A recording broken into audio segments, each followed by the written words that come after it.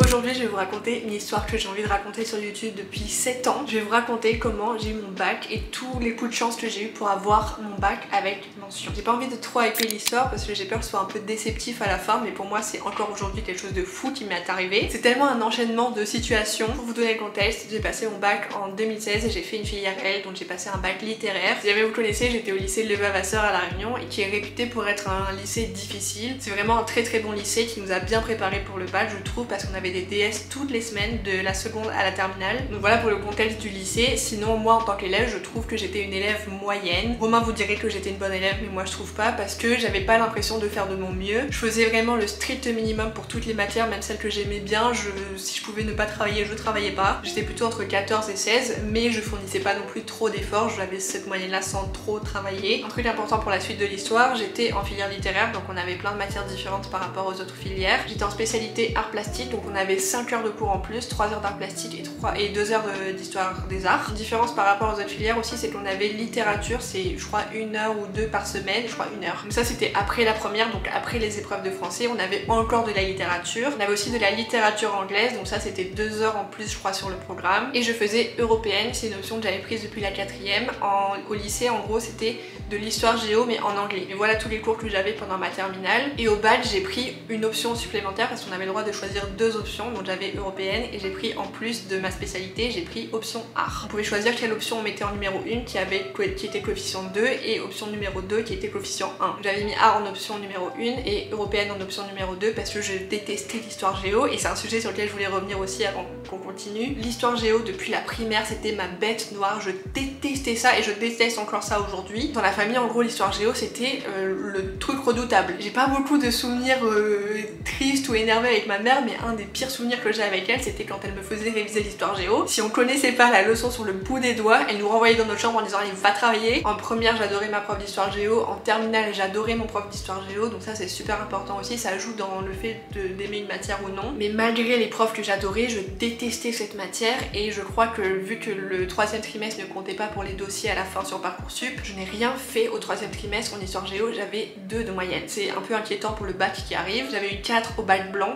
et j'avais eu 0 au dernier DS parce que j'avais rendu copie blanche. Donc voilà, pour vous donner une idée de ce que c'était pour moi l'histoire géo, je trouve que c'est important dans l'histoire de savoir quelle matière j'aimais bien et quelle matière je détestais pour que vous puissiez comprendre. Les matières que j'aimais bien après c'était le sport, j'aimais bien les langues, voilà je crois que c'est tout, j'adorais l'art plastique, ça c'était une matière j'adorais ça, vraiment c'était ma matière préférée. Voilà ce que je pensais du lycée à l'époque. Et un autre truc sur lequel je voulais revenir aussi pour vous expliquer ce qui s'est passé ensuite, c'est que pour réviser le bac, je l'ai fait déjà à la dernière minute. Moi de toute façon en début d'année c'était toujours allez cette année je travaille du début à la fin, je m'y mets à fond, je révise tout, tous les soirs, tout le temps quand je rentre. Évidemment ça marche le premier mois mais ça ne dure pas. Je n'aimais pas trop l'école en fait, dès que je pouvais ne pas travailler je ne travaillais pas. Du coup pour réviser à la dernière minute le bac, j'utilisais beaucoup YouTube. Ça c'était super, je regardais beaucoup les coups de fil de Cyrus North, c'est comme ça que j'ai découvert, je pense que c'est aussi votre cas si jamais vous le suiviez à cette époque. Je révisais tout le temps avec les bons profs, surtout pour l'histoire géo parce que ça me permettait de comprendre. Et un petit peu avant le bac on avait fait un programme avec ma grand-mère où elle me faisait réviser l'histoire géo parce que ça je pouvais pas le faire toute seule, vraiment c'était...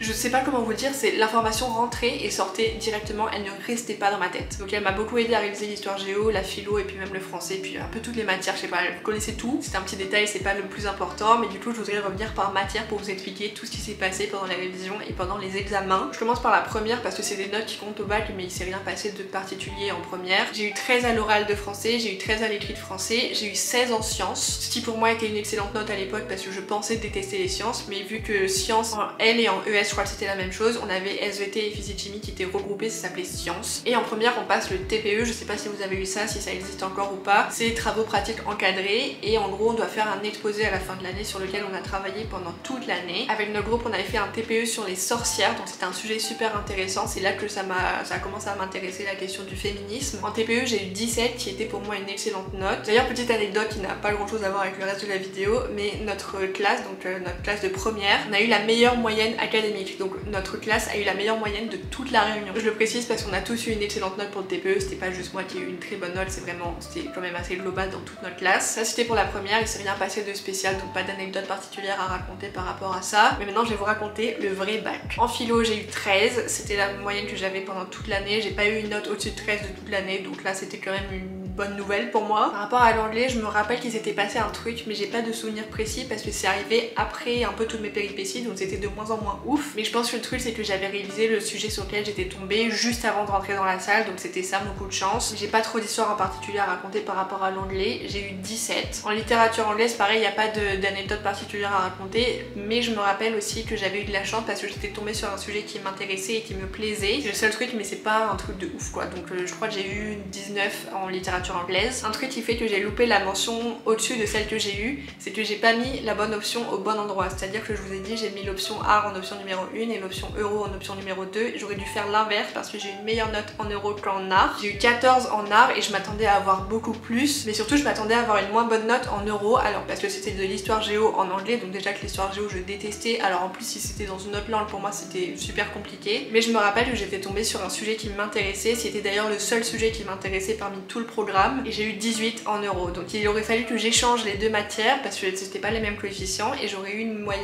mention au-dessus. Ça c'est le plus gros regret de ma vie. Ensuite on a passé l'épreuve orale d'art plastique, je crois qu'on avait 3 notes il me semble, ou 2. Art plastique en contrôle continu je crois, mais ça je suis pas sûre, ou alors art plastique oral. Et pendant cette épreuve là en gros on devait présenter nos œuvres qu'on avait faites pendant toute l'année et on avait histoire des arts écrit. Donc là je vais vous parler de l'art plastique à l'oral. Ça c'est pas vraiment une histoire de ouf, mais pour moi c'est un coup de chance, pas de chance mais je sais pas, je m'y attendais pas en gros, j'étais surprise. On est allé dans un autre lycée pour passer cette épreuve parce qu'on était évalué par des profs qui n'étaient pas les nôtres forcément. Je me rappelle que j'étais une des dernières à passer, si ce n'est la dernière à passer, et je me rappelle que je voyais les gens sortir de l'épreuve en étant dépité de ce qui venait de se passer parce qu'apparemment la prof qui évaluait cette épreuve là était horrible, était méchante, il nous posait des questions pièges et toutes les personnes qui nous racontaient comment ça s'était passé nous disaient que c'était horrible. Donc je vous dis pas à quel point j'étais stressée à la fin, mais ça s'est plutôt bien passé et c'est en ça que je dis que j'ai eu de la chance parce que je pense que j'ai comment dire, je pense que les profs ont été super gentils avec moi parce que j'avais un carnet de bord vrai. En gros en art plastique on devait prendre des notes un peu de tout ce qu'on faisait pendant l'année et puis expliquer tous nos projets artistiques, donc en forme de comment dire, en schéma avec des explications etc.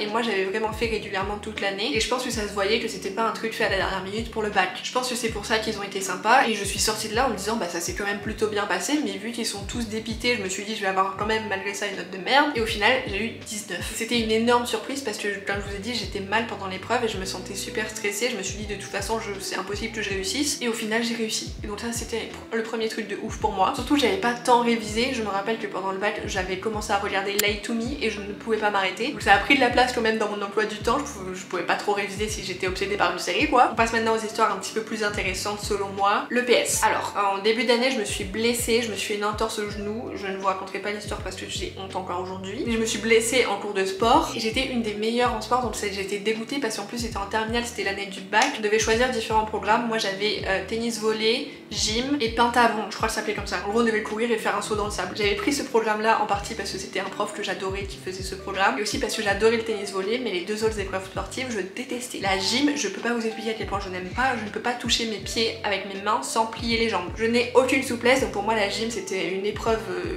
éprouvante. Et en plus de ça, je me suis blessée en jouant au tennis volley, donc j'ai même pas pu passer l'examen de tennis volley, je l'ai passé seulement à la fin de l'année. Sauf que j'ai quand même pu passer la gym, je me rappelle plus si la gym c'était avant ma blessure ou après. En tout cas, je sais que je l'ai passé, j'ai eu 16. En tennis volley, c'était mon sport de prédilection, j'ai eu 18. Et du coup, il y a une épreuve que j'ai pas pu passer, c'est celle du pentathlon, et c'est celle que je redoutais le plus parce que c'est imprévisible. En gros, on devait prévoir le score qu'on allait faire. Je détestais ce sport, je sais pas pourquoi je l'avais quand même choisi malgré le fait que ça y soit dans le programme. Et comme j'ai pas pu passer l'épreuve, mon prof m'a mis la moyenne des deux notes que j'avais, qui était 17, donc j'ai eu une moyenne de 17 en sport en n'ayant pas fait les activités sportives et en n'ayant quasiment pas fait de sport de l'année parce que j'étais blessée. Ça c'est le premier truc un peu fou parce que je vous jure je détestais le pentathlon et je suis si contente d'avoir eu ce coup de pas de chance qui au final m'a servi. Ensuite il y a eu la littérature, donc comme je vous ai dit la littérature c'est une matière qu'on a eu après seulement en terminale, on avait 1 heure par semaine de littérature française. Pendant ces cours là on devait étudier 2 œuvres, donc à l'époque où moi j'ai passé le bac c'était soit Oedipe Roi, enfin soit on a étudié les deux mais au bac ça allait tomber soit sur l'une soit sur l'autre. On avait Oedipe Roi et Madame Bovary. J'ai lu aucun des deux parce que comme je vous ai dit je n'aimais pas qu'on m'impose des lectures, c'était pas une partie de plaisir et de toute façon l'information ne rentrait pas, donc même si je lisais les mots je ne comprenais rien à l'histoire, ça ne rentrait pas. Je pense que vous comprenez ce que je veux dire quand je dis ça, mais c'était inutile pour moi et je m'endormais dès que je commençais à lire. Sauf que là il y avait une épreuve à la fin, il fallait que je le lise, je ne l'ai pas fait, mais par contre je révisais super bien mes cours et j'arrivais à comprendre les analyses de texte, j'avais d'assez bonnes notes et surtout en début d'année parce qu'en début d'année je suis toujours hyper motivée, mes cours étaient super carrés et tout était noté, j'avais tout appris par cœur et je les avais appris direct directement le soir en rentrant, donc c'était rentré dans ma tête. Et maintenant j'y repense, je me dis que c'était vraiment la meilleure méthode et je suis trop bête de pas l'avoir fait pour de vrai, parce qu'il y a des cours dont je me rappelle encore parce que c'était les cours de début d'année. Donc j'avais ces informations là, mais j'étais un peu perdue, enfin j'y allais pas sereine parce que je connaissais pas l'histoire sur le bout des doigts, parce que je n'avais pas lu le livre. Mais quand même toute l'année j'avais réussi à avoir entre 14 et 16 de moyenne, donc j'étais pas non plus paniquée. Mais avant d'y aller, j'ai fait un truc que ma mère m'avait conseillé de faire pour les révisions du bac, et c'est un truc que je voudrais vous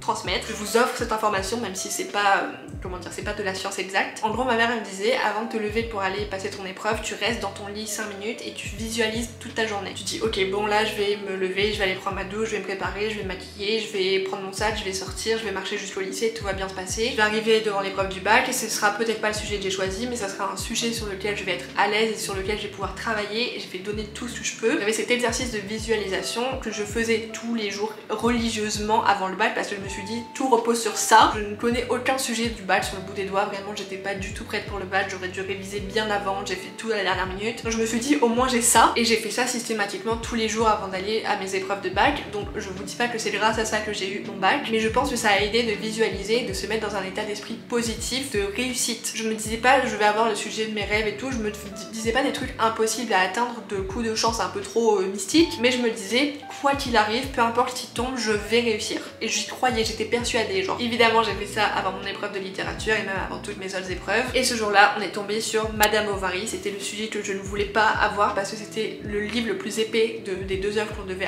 étudier et je n'y connaissais rien sauf une chose, et c'est le sujet qu'on a eu au bac, c'est la première scène. La première scène du livre, c'est la seule que j'ai lue. Je l'ai lu plusieurs fois parce que j'avais essayé de le lire plusieurs fois le livre et je n'arrivais jamais à passer le premier chapitre parce que ça ne m'intéressait pas. Mais le premier chapitre, je l'ai lu tellement de fois et je le connaissais sur le bout des doigts parce que c'était également le premier cours qu'on avait eu de l'année, et comme je vous disais, les premiers cours de l'année c'est ceux que j'ai le mieux retenu de toute ma scolarité. Et je me souviens encore aujourd'hui d'une citation de cette première page. Il me semble que c'est, alors c'est peut-être pas exact, mais dans mes souvenirs c'était « Il avait la conversation aussi plate qu'un trottoir de rue ». J'ai réussi à donner une argumentation parce que c'était un cours que je connaissais par cœur, c'était un moment du livre que je connaissais bien aussi, et c'est un moment du livre qui nécessite pas de connaître toute l'histoire pour le comprendre, vu que c'est au tout début. Et donc je suis ressortie super confiante en me disant trop bien, je vais au moins avoir la moyenne quoi, parce que j'étais pas sûre. Et j'ai eu 20 sur 20. 20 sur 20 en n'ayant pas lu le livre. Et ça je trouve que c'est incroyable et j'adore le répéter quand je raconte cette histoire. Je raconte ça mais c'est pas pour dire que je suis géniale, je crois qu'on avait tous eu d'excellentes notes parce qu'on avait une bonne prof quand même. Et comme je vous ai dit, c'était le premier cours de l'année, je pense qu'on était tous très attentifs à ce moment-là. On a tous eu de bonnes notes, mais c'était quand même un énorme coup de chance, je trouve. En tout cas moi je trouve que c'est encore fou aujourd'hui. Déjà d'être tombée sur ce sujet-là et surtout d'avoir eu cette note. Ça me paraît fou d'avoir un 20, genre ça veut dire que je n'avais aucune erreur, ça me paraît un peu louche en vrai. En tout cas voilà, ça c'était pour l'épreuve de littérature. Ensuite l'histoire des arts, ok c'est un autre truc de fou je trouve. Comme je vous disais, pour réviser le bac, j'utilisais beaucoup YouTube, donc dès que j'avais quelque chose à réviser, je cherchais sur YouTube si quelqu'un l'avait pas fait en explication pour vulgariser. Je savais que je pouvais me débrouiller tout seul sans réviser parce que c'est pas une épreuve très difficile. En tout cas moi c'est un truc que je trouve facile de prendre un élément visuel, de comprendre pourquoi il est là et d'en tirer une analyse. Donc, je n'avais pas révisé l'histoire des arts jusqu'à la veille du bac, sauf que la veille du bac je me suis dit ce serait quand même bien de réviser un minimum quoi. Je vais pas arriver les mains dans les poches en me disant c'est facile, c'est quand même le bac. En gros je crois qu'on a étudié 3 artistes pendant toute l'année et on savait pas sur quel artiste ça allait tomber et encore moins sur quelle œuvre. L'épreuve d'histoire des arts, on avait une œuvre à analyser tout simplement. Sauf que pour l'analyser, il faut quand même replacer l'œuvre dans son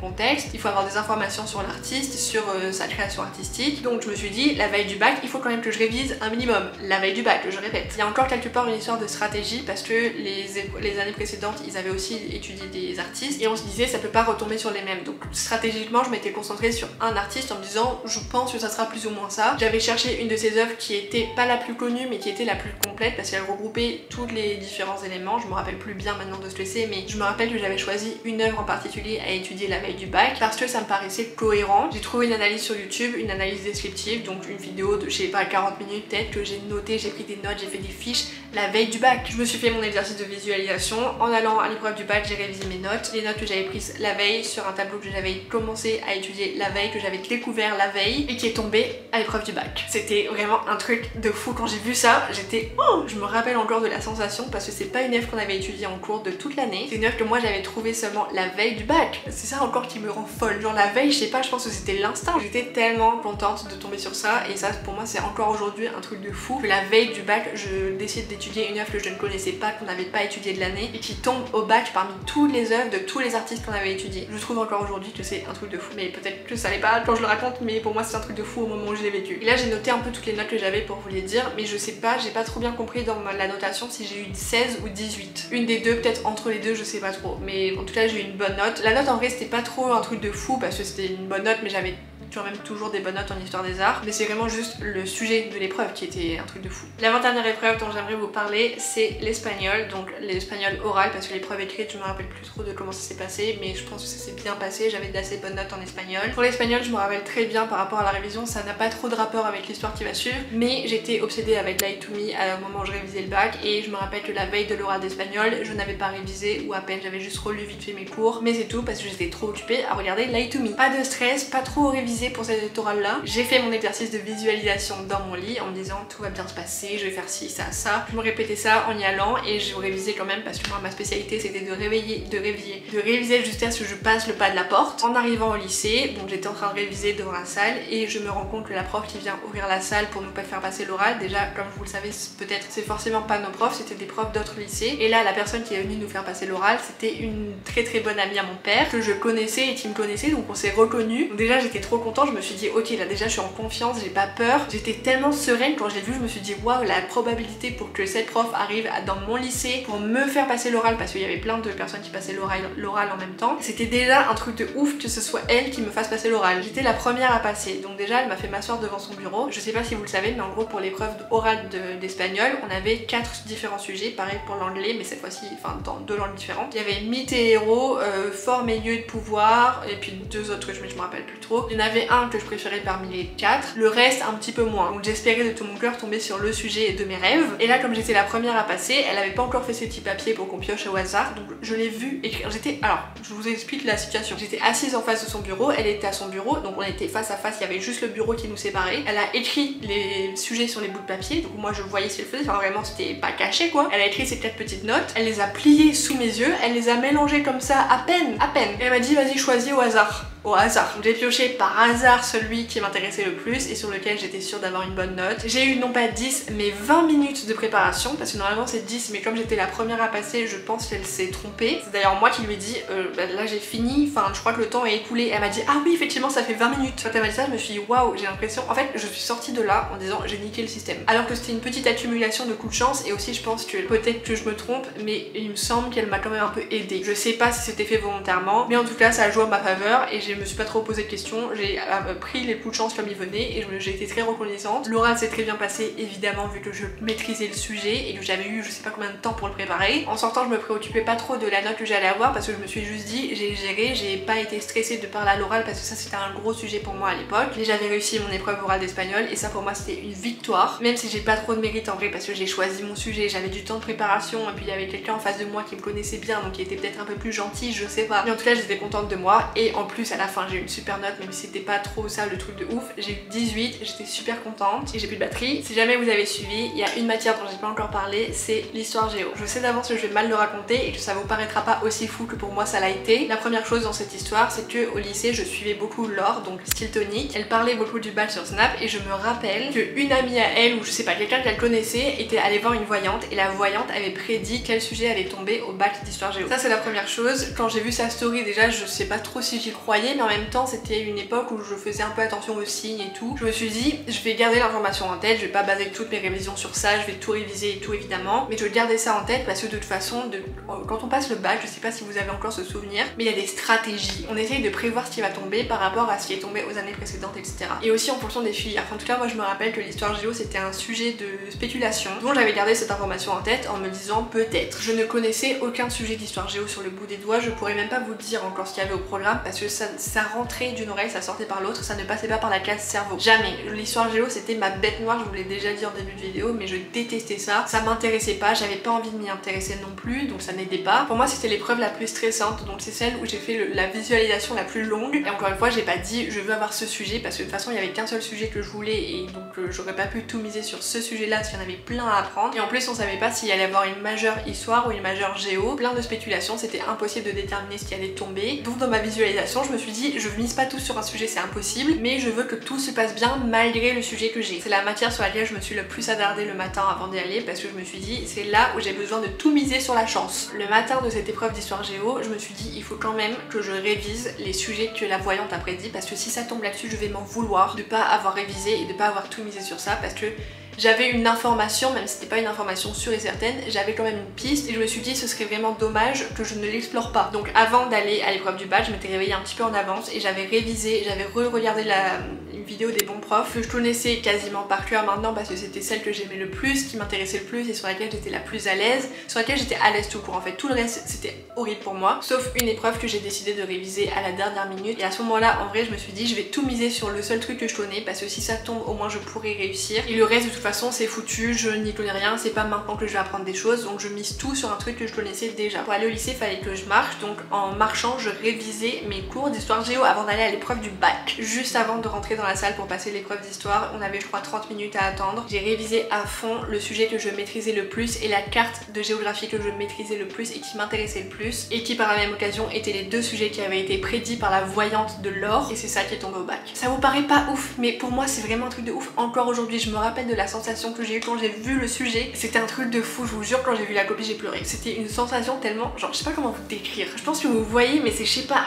un sentiment d'adrénaline un peu, j'ai tout recraché et quand je suis sortie de là je me suis dit j'aurais au moins la moyenne. Parmi tous les sujets qui étaient possibles de tomber, ça aurait pu être une majeure géographie, ça aurait pu être une majeure histoire mais avec une autre carte, ça aurait pu être là, enfin voilà, ça aurait pu être plein de choses. Quand je suis sortie, je vous jure, j'en revenais pas de ce qui venait de se passer, donc je l'ai raconté à tout le monde, c'était vraiment un truc de fou. Et quand j'ai eu les notes du bac et que j'ai vu ma note d'histoire géo, je vous jure, je n'arrivais pas à en croire mes yeux, j'ai eu 19. C'était ma meilleure note de toute ma vie en histoire géo. À la toute fin de la vidéo, je vous mettrai les réactions de mes proches quand je leur ai donné les notes que j'ai eu au bac et vous allez voir que l'histoire géo, c'est pas, j'exagère pas quand je vous dis que c'était notre bête noire à toutes dans la famille. J'espère vraiment que je vais retrouver cette vidéo, si c'est le cas ça sera à la toute fin. Si jamais il y a une chose que vous pourriez retirer de cette vidéo, c'est la visualisation. J'en suis pas à 100% convaincue, c'est pas une science exacte mais c'est quelque chose qui existe et même s'il y a certaines personnes qui peuvent être sceptiques par rapport à ça, ça ne peut pas faire de mal. Juste avant de vous lever, avant une épreuve, avant un examen, vous visualisez votre journée, vous mettez dans les conditions optimales pour réussir et c'est sans persuader je pense qui fait qu'on réussit, ou en tout cas ça nous met dans la bonne direction, ça nous met sur le bon chemin. Et c'est un conseil que je peux vous donner dans cette vidéo, c'est de visualiser et de faire confiance à la chance. J'ai pris mon journal intime pour vous lire la page